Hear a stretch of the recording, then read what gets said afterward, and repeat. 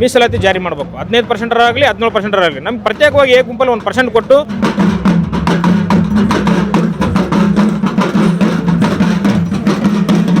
ಇಷ್ಟು ವರ್ಷ ಒಳ್ಳೆ ರೀತಿ ಕೆಲಸ ಮಾಡ್ತಿದ್ದಾರೆ.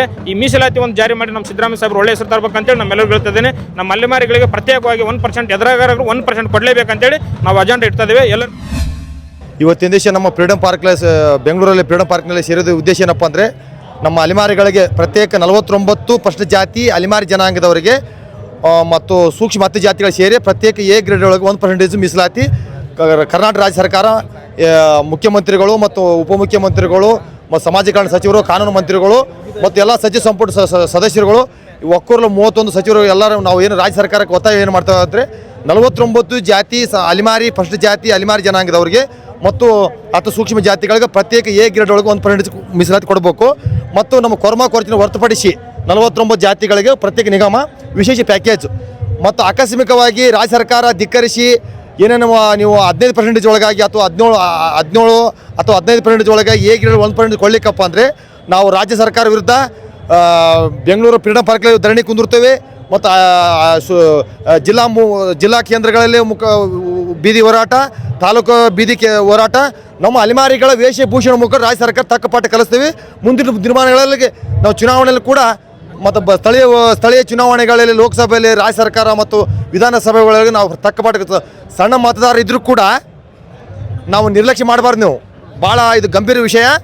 ನಾವು ಕನಿಷ್ಠ ಒಂದು ವಿಧಾನಸಭಾ ಕ್ಷೇತ್ರ 5,000 10,000 ಜನಸಂಖ್ಯೆ ಇದ್ದೀವಿ. 49 ಸಮುದಾಯದವರು. ರಾಜ್ಯ ಸರ್ಕಾರ ಭಾಳ ಗಂಭೀರವಾಗಿ ಇದನ್ನು ವಿಷಯವಾಗಿ ಪರಿಗಣಿಸಿ ಇವತ್ತಿನ ದಿವಸ ನಾವು ರಾಜ್ಯ ಸರ್ಕಾರಕ್ಕೆ ತಕ್ಕ ಪಾಠ ಕಲಿಸ್ತೀವಿ. A grade 1% ಕೊಡಬೇಕಂತೇಳಿ ಮುಗಿಸ್ತೀವಿ. ಧನ್ಯವಾದ ಸರ್. ಈಗ ಏನು ನಮ್ಮ ಕರ್ನಾಟಕ ಅಸ್ಪೃಶ್ಯ ಅಲೆಮಾರಿ ಸಮುದಾಯಗಳ ಮಹಾ ಒಕ್ಕೂಟ ಮೊದಲನೇ ದಿನದಿಂದನೂ ನಮ್ಗೆ ಅನ್ಯಾಯ ಆಗಿದೆ ಅಂತ ಅಂದ್ಬಿಟ್ಟೆ ನಾವು ಒಂದು ಹೋರಾಟ ಮಾಡ್ತಾಯಿದ್ದೀವಿ. ಆದರೆ ಸರ್ಕಾರ ಒಂದು ನಮ್ಮ ಅಲೆಮಾರಿಗಳನ್ನ ಕರೆಸಿ ಪ್ರತಿಭಟನೆ ನಿಲ್ಲಿಸಿ ಮತ್ತು ಫ್ರೀಡಮ್ ಪಾರ್ಕಲ್ಲಿ 87 ದಿನ ಸತತವಾಗಿ ಒಂದು ಟೆಂಟ್ ಹಾಕ್ಕೊಂಡು ನಮ್ಮ ಅಲೆಮಾರಿಗಳು ಹೋರಾಟ ಮಾಡ್ತಾಯಿದ್ದು. ಆದರೆ ನಮ್ಮ ಮುಖ್ಯಮಂತ್ರಿಗಳು ಕರೆಸ್ಬಿಟ್ಟು ನಮ್ಮನ್ನು ಒಂದು ಸಂಧಾನ ಮಾಡೋದಕ್ಕೆ ಕರೆದಾಗ ನಾನೇನು ಮಾಡೋಕ್ಕಾಗಲ್ಲ, ನಾನು ರಾಜಕೀಯ ಒತ್ತಡದಲ್ಲಿ ಸಿಲುಕೊಂಡಿದ್ದೀನಿ, ನಾನು ಏನು ಮಾಡೋಕ್ಕಾಗಲ್ಲ, ನೀವೇನು ಬೇಕಾದ್ರೆ ಕೋರ್ಟ್ಗೆ ಹೋಗಿದ್ರೆ ಹೋಗ್ರಿ ಅಂತ ಅಂದರು. ಆದರೂ ನಾವೇನು ಮಾಡಿದೋ ಮಂತ್ರಿಗಳ ಹತ್ರನೂ ಹೋದೋ. ಮಂತ್ರಿಗಳೂ ಅದೇ ಮಾತು ಹೇಳಿದ್ರು, ನಾವು ಪ್ರಯತ್ನ ಪಡ್ತೀವಿ ಅಂತ ಅಡ್ಗೋಡೆ ಮೇಲೆ ದೀಪ ಇಡೋ ಥರನೇ ಮಾತಾಡ್ಕೊಂಡು ಬಂದಿದ್ರು. ನಾವೇನು ಮಾಡಿದೋ ಆ ಒಂದು 1% ನಮ್ಗೆ ಕೊಡಬೇಕು ಅಂತಂದ್ಬಿಟ್ಟು ಸುಪ್ರೀಂ ಕೋರ್ಟ್ ಆದೇಶದ ಮೇರೆಗೆ ನಾವು ಕೋರ್ಟಲ್ಲಿ ಕೇಸ್ ಹಾಕಿದ್ದೀವಿ ಸರ್.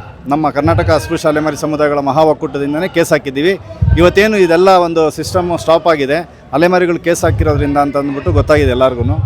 ಆದರೆ ಇವಾಗ ನಾವು ಇಲ್ಲೂ ಸಿಗಲಿಲ್ಲ, ಮತ್ತು ಕೋರ್ಟಲ್ಲಿ ಕೇಸ್ ಹಾಕ್ಕೊಂಡು ಹೈಕಮಾಂಡ್ಗಾದರೂ ಹೋಗಿ ಡೆಲ್ಲಿಯಲ್ಲಾದರೂ ನಮ್ಮ ನ್ಯಾಯ ಕೇಳೋಣ ರಾಹುಲ್ ಗಾಂಧಿ ಅವ್ರ ಹತ್ರ ಅಂತ ಹೋಗಿದ್ದು. ಯಾಕೆಂದರೆ ಅವರು ಸಂವಿಧಾನದ ಪುಸ್ತಕನೆಲ್ಲ ಹಿಡ್ಕೊಂಡು ಓಡಾಡಿಕೊಂಡು ನಾವು ಸಾಮಾಜಿಕ ನ್ಯಾಯ ಕೊಡಿಸ್ತೀವಿ ಅಂತ ಅಂದ್ಬಿಟ್ಟು ಅಲ್ಲಿ 15ರಿಂದ 20 ದಿನ ಅಲೆಮಾರಿಗಳೆಲ್ಲ ನಮ್ಮ ಸ್ವಂತ ಖರ್ಚುಗಳು ನೋಡಿ ಈ ಪರಿಸ್ಥಿತಿಯಲ್ಲಿ ಇದನ್ನೆಲ್ಲ ಹೊತ್ಕೊಂಡು 3 ದಿನ ಜರ್ನಿ ಮಾಡಿ 3 ದಿನ ಅಲ್ಲಿ ಸ್ಟ್ರೈಕ್ ಮಾಡಿ ಅಲ್ಲಿಂದ ಮತ್ತೆ ರಿಟರ್ನು ಉಪವಾಸ, ಊಟ ಇಲ್ದಲೆ, ಗಂಜಿ ಇಲ್ದಲೆ, ನೀರಿಲ್ದಲೆ ಉಪವಾಸ ಹೋಗಿ ಪ್ರತಿಭಟನೆ ಮಾಡ್ಕೊಂಬಂದರು. ಅಲ್ಲೂ ಏನು ಸ್ಪಂದನೆ ಆಗಿಲ್ಲ. ಹಾಗಾಗಿ ನಾವೇನು ಮಾಡ್ದೋ ಒಂದು 25-30 ಜನ ಎಲ್ಲ ನಮ್ಮ ಸಮಾಜ ಹೋರಾಟಗಾರರು ಏನಿದ್ದೀವಿ ಅಲ್ಲೇ ಜಾಂಡ ಅವ್ರದ್ದು ನಾವು ಇದಾಗೋವರೆಗೂ, ನಮಗೆ ನ್ಯಾಯ ಸಿಗೋವರೆಗೂ, ರಾಹುಲ್ ಗಾಂಧಿ ಅವ್ರನ್ನ ಭೇಟಿ ಆಗೋವರೆಗೂ ನಾವು ಡೆಲ್ಲಿಯಿಂದ ಬೆಂಗಳೂರಿಗೆ ಬರೋದಿಲ್ಲ ಅಂತ. ಆದರೆ ಏನು ಮಾಡಿದ್ರು, BK ಪ್ರಸಾದ್ ಅವರ ನೇತೃತ್ವದಲ್ಲಿ ನಮ್ಮನ್ನು ಅಲ್ಲಿ ಮಾದೇವಪ್ಪ ಅವ್ರನ್ನ ಕಾಂಟ್ಯಾಕ್ಟ್ ಮಾಡಿಸಿದ್ರು ಫೋನಲ್ಲಿ. ನಾವು 1% ಕೊಡ್ತೀವಿ ಮತ್ತು 1% ಜೊತೆಗೆ ಪ್ಯಾಕೇಜು ಕೊಡ್ತೀವಿ, ತಾವು ದಯವಿಟ್ಟು ಆ ಹೋರಾಟನ ಕೈ ಬಿಟ್ಟು ಬನ್ನಿ ಅಂತ ಹೇಳಿದಾಗ ನಾವೇನು ಮಾಡ್ದೋ, ಅವರು ರೆಸ್ಪೆಕ್ಟ್ ಕೊಡಬೇಕು, ಸಚಿವರು ನಮಗೆ ಕರೆದಿದ್ದಾರೆ ಅಂತಂದಾಗ ನಾವೇನು ಮಾಡೋದು, ಬಂದು ಅಲ್ಲಿಂದ ಬಂದಾದಮೇಲೆ ಒಂದು 3 ದಿನಕ್ಕೆ ಒಂದು ಮೀಟಿಂಗ್ ಅರೇಂಜ್ ಮಾಡಿದ್ರು. ಮೀಟಿಂಗ್ ಅರೇಂಜ್ ಮಾಡಿ ಫಸ್ಟ್ ಅವರು ನಮ್ಮ ಹತ್ರ ಮಾತಾಡಿದ್ರು. ಅದಾದ ನಂತರ CM ಅವ್ರ ಹತ್ರ ಭೇಟಿ ಮಾಡಿಸ್ತೀವಿ ಅಂತ ಅಂದ್ಬಿಟ್ಟು ನಮ್ಮನ್ನು ಕರ್ಕೊಂಡು ಹೋದರು. CM ಅವರು ಅವತ್ತು ಸ್ವಲ್ಪ ಇದಾಗಿದ್ದರು, ಏನಂತ ಅಂದರೆ ಅವರಿಗೆ ಪಾಪ ಪ್ರಜ್ಞೆ ಕಾಡಿದೆ, ಏನೋ ಡೆಲ್ಲಿವರೆಗೂ ಅಲೆಮಾರಿಗಳನ್ನ ಕಳಿಸ್ಬಿಟ್ವಲ್ಲ ಅಂತ ಅಂದ್ಬಿಟ್ಟು. ಆಮೇಲೆ ಆಯಿತು, ನಾನು ಏನಾದರೂ ಒಂದು ವ್ಯವಸ್ಥೆ ಮಾಡಿ 1% ಕೊಡೋದಕ್ಕೆ ವ್ಯವಸ್ಥೆ ಮಾಡ್ತೀನಿ ಅಂತ ಹೇಳಿದ್ರು. ಆ ಮೀಟಿಂಗಲ್ಲಿ ನಾವೇನು ಮಾಡಿದೋ, ಎಲ್ಲ ಏನು ಮುಖ್ಯಮಂತ್ರಿಗಳು ಒಪ್ಕೊಂಡಿದ್ದಾರಲ್ಲ ಅವತ್ತಿದ್ದಿದ್ದ ಕಂಡೀಷನ್ಗೂ ಇವತ್ತಿರೋ ಕಂಡೀಷನ್ಗೂ ತುಂಬ ವ್ಯತ್ಯಾಸ ಇದೆ. ಅವತ್ತು ನನ್ನ ಕೈಲಿ ಏನೂ ಮಾಡೋಕ್ಕಾಗೋದೇ ಇಲ್ಲ.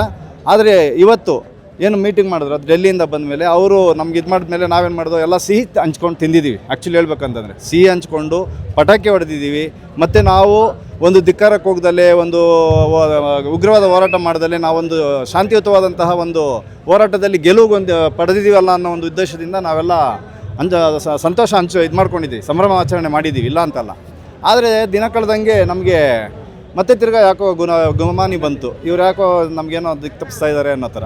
ಮತ್ತು 17%ಇಂದ 15% ಆಗ್ತಾಯಿದೆ. ಮತ್ತು ರಾಜ್ಯಪಾಲರು ವಾಪಸ್ಸು ಅದನ್ನು ಕಳಿಸಿದ್ದಾರೆ ಅನ್ನೋದು ಅದೆಲ್ಲ ಇದು ಮಾಡಿದಾಗ ಮತ್ತೆ ತಿರ್ಗಾ ಅದರಲ್ಲಿ ಏನು ಮಾಡಿದ್ರು 6-6-5 ಅಂತ ಮಾಡಿದ್ರು. ಅಲ್ಲಿ ಅಲೆಮಾರಿಗಳಿಗೆ ಮತ್ತೆ ಸ್ಥಾನಮಾನ ಸಿಗಲಿಲ್ಲ. ರಾಜ್ಯಪಾಲರು ವಾಪಸ್ ಕಳಿಸಿದ್ರು ಅದನ್ನು. ಮತ್ತೆ ಅದನ್ನು ರಿಪೇರಿ ಮಾಡಿ 6-6-4-1 ಅಂತ ಮಾಡಿದ್ದಾರೆ. ಆ 1 ಅಂತ ಮಾಡಿದಾಗ ನಾವು ಕೇಳ್ತಾ ಇರೋದು ಪ್ರಯಾರಿಟಿ ಪ್ರವರ್ಗ ಒಂದರಲ್ಲಿ ಎ ಗುಂಪಲ್ಲಿ ನಮ್ಮನ್ನು 1% ಕೊಡಬೇಕು ಅನ್ನೋದನ್ನು ನಾವು ಕೇಳ್ತಾ ಇರೋದು. ಆದರೆ ಅದರಲ್ಲೂ ನಮಗೆ ಇದಾಯಿತು. ಸರಿ, ಈಗೇನಾಯಿತು, ಸಡನ್ನಾಗಿ 15% ಮಾಡಬೇಕು ಅಂತ ಇದ್ದಾರೆ. 15%ಅಲ್ಲಿ ನಮ್ಮ ಅಣ್ಣ ತಮ್ಮಂದರು ಈಗ ಆಲ್ರೆಡಿ ನೋಡಿ, ಎಲ್ಲ ನೀವು ನೋಡ್ತಾ ಇದ್ದಾರೆ, ಈಗ ಆಲ್ರೆಡಿ ಒಂದು ವಾರದಿಂದ ಇದೇ ಚರ್ಚೆಗಳು, ಹೋರಾಟಗಳು, ಮತ್ತು ಜಿಲ್ಲೆಗಳಲ್ಲೆಲ್ಲ ಹೋರಾಟ ಮಾಡ್ತಾಯಿದ್ದಾರೆ. ಈ ಧ್ವನಿ ಇಲ್ದಿರೋ ಸಮುದಾಯದವ್ರ ಬಗ್ಗೆ ಈಗ ಆಲ್ರೆಡಿ ನಮ್ಮವ್ರ ಅಣ್ಣ ತಮ್ಮಂದರೆಲ್ಲ ಮಾತಾಡಿದ್ದಾರೆ, ನಮ್ಗೆ ಸಪೋರ್ಟ್ ಮಾಡ್ತಾನೆ ಇದ್ದಾರೆ. ಬೋವಿ ಲಂಬಾಣಿ, ಕೊರ್ಮಾ ಕೊರ್ಚ ಆಗಲಿ, ಆಮೇಲೆ ನಮ್ಮ ಬಲಗೈಯವರಾಗಲಿ, ಮತ್ತು ಎಡಗೈಯವರಾಗಲಿ ಎಲ್ಲರೂ ನಮ್ಗೆ ಸಹಾಯ ಮಾಡ್ತಾಯಿದ್ದಾರೆ. ಮತ್ತು ಮಾತಲ್ಲಿ ಹೇಳ್ತಾ ಇದ್ದಾರೆ. ಎಲ್ಲೂ ನಮಗೆ ಲಿಖಿತವಾಗಿ ನಮಗೆ ಗ್ಯಾರಂಟಿ ಸಿಗ್ತಾ ಇಲ್ಲ. ಹಾಗಾಗಿ ಇವಾಗ 15% ಕೊಟ್ಟರು ನಮಗೆ ಎ ಗುಂಪಲ್ಲಿ ಇಟ್ಬಿಟ್ಟೆ ಕೊಡಬೇಕು ಅನ್ನೋದು ನಮ್ಮ ಒಂದಿದು. ನೋಡ್ರಿ, ಇವತ್ತಿನ ದಿವಸ ನಮ್ಮ ಅಲೆಮಾರಿಗಳಿಗೆ ಆಗಿರ್ತಕ್ಕಂಥ ಅನ್ಯಾಯದ ಬಗ್ಗೆ ನಾವೆಲ್ಲ ಸಮುದಾಯದವರು ಕೂಡಿಕೊಂಡು ಇಲ್ಲಿ ಬರೋತಾದ ಪ್ರತಿಭಟನೆ ಮಾಡ್ತಾ ಇದ್ದೀವಿ. ಬೆನ್ನಿಗೆ ಚಾಟಿ ಸಾತ ಹೊಡ್ಕೊಂಡು ನಮ್ಮವರೆಲ್ಲ ಭಾಳಷ್ಟು ನೋವನ್ನು ಉಣ್ತಾ ಇದ್ದಾರೆ.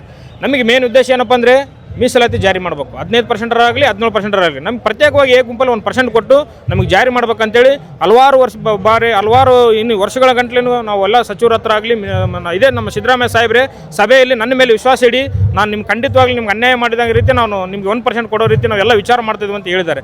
ಆದರೆ ಈಗ ಆ ಮಾತು ಎಲ್ಲಿ ಆಯಿತು, ಎಲ್ಲಿ ಬಿಟ್ಟಿತ್ತು ನಮಗೆ ಅನಿಸಿಕೆ ಆಗಿಲ್ಲ. ನಮ್ಮ ಸಿದ್ದರಾಮಯ್ಯ ಸಾಹೇಬ್ರಿಗೆ ಯಾರು ಕೈ ಕಟ್ಟಾಗಿದ್ರು, ನಮ್ಮ ಸಿದ್ದರಾಮಯ್ಯ ಸಾಹೇಬ್ರು ಮನಸ್ಸು ಮಾಡಿದ್ರೆ ಅಂತ ಕೈ ಕಟ್ಟಾಗಿರೋ ಚಿಡಿ ಮಾಡ್ಕೋಬೋದು. ಯಾಕಂದ್ರೆ ಅವ್ರ ಹತ್ರ ಆ ಶಕ್ತಿ ಇದೆ. ಆ ಶಕ್ತಿ ಅವ್ರು ಮನಸ್ಸು ಮಾಡ್ತಾ ಇಲ್ಲ. ಮನಸ್ಸು ಮಾಡಿ ನಮ್ಮಂಥ ಅಲೆಮಾರಿಗಳಿಗೆ, ನಮ್ಮಂಥ ಪ್ರತಿಯೊಂದು ಏನು ಸಮುದಾಯ ಮೀಸಲಾತಿ ಜಾರಿ ಮಾಡಬೇಕು. ಆ ಮೀಸಲಾತಿ ಜಾರಿ ಮಾಡಿದ್ರೆ ನಮ್ಮ ಸಿದ್ದರಾಮಯ್ಯ ಸಾಹೇಬರು 100 ವರ್ಷ ಅಲ್ಲ, ಸಾವಿರಾರು ವರ್ಷ ಗಂಟಲು ಹೋದ್ರು ಅವರು ಎಲ್ಲ ಅಲೆಮಾರಿಗಳಲ್ಲಿ ಆಗಲಿ ಪ್ರತಿಯೊಂದು ಏನು ಎಸ್ ಸಿ ಸಮುದಾಯದ ಎಲ್ಲರಿಗೂ ಒಂದು ಹೃದಯವನ್ನು ಗೆಲ್ತಾರೆ ಹೊರತು ಯಾವುದೇ ರೀತಿ ಅವರು ತಲೆ ತೆಗೆಸುವಂಥ ಕೆಲಸ ಆಗೋದಿಲ್ಲ. ಇಷ್ಟು ವರ್ಷ ಒಳ್ಳೆ ರೀತಿ ಕೆಲಸ ಮಾಡ್ತಿದ್ದಾರೆ. ಈ ಮೀಸಲಾತಿ ಒಂದು ಜಾರಿ ಮಾಡಿ ನಮ್ಮ ಸಿದ್ದರಾಮಯ್ಯ ಸಾಹೇಬರು ಒಳ್ಳೆ ಹೆಸರು ತರಬೇಕಂತೇಳಿ ನಮ್ಮೆಲ್ಲರೂ ಹೇಳ್ತಿದ್ದೇನೆ. ನಮ್ಮ ಅಲೆಮಾರಿಗಳಿಗೆ ಪ್ರತ್ಯೇಕವಾಗಿ 1% ಎದುರಾಗಾರರು 1% ಕೊಡಲೇಬೇಕಂತೇಳಿ ನಾವು ಅಜೆಂಡಾ ಇಡ್ತಾ ಇದ್ದೇವೆ. ಎಲ್ಲರಿಗೂ ಜೈ ಭೀಮ್.